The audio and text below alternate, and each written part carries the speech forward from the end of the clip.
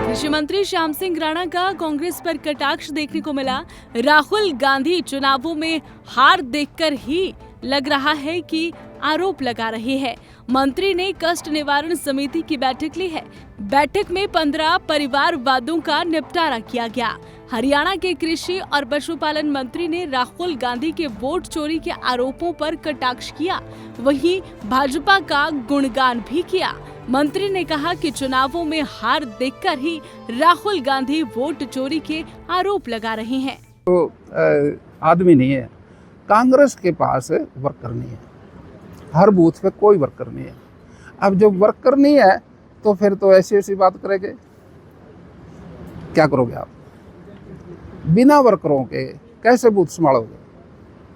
Booth कितने हैं? 68,000 हैं बिहार में। तो 68,000 एक कार्यकर्ता चाहिए, कहाँ से लेंगे?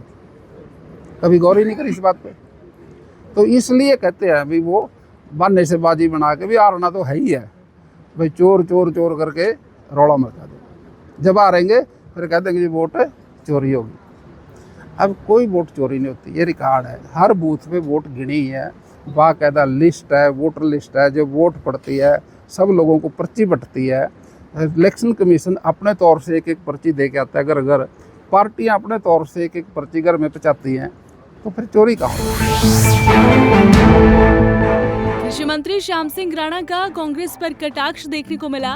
राहुल गांधी चुनावों में हार देखकर ही लग रहा है कि आरोप लगा रहे हैं। मंत्री ने कष्ट निवारण समिति की बैठक ली है। बैठक में 15 परिवार वादों का निपटारा किया गया। हरियाणा के कृषि और पशुपालन मंत्री ने राहुल गांधी के वोट चोरी के आरोपों पर कटाक्ष किया, वहीं भाजपा का गुणगान भी किया।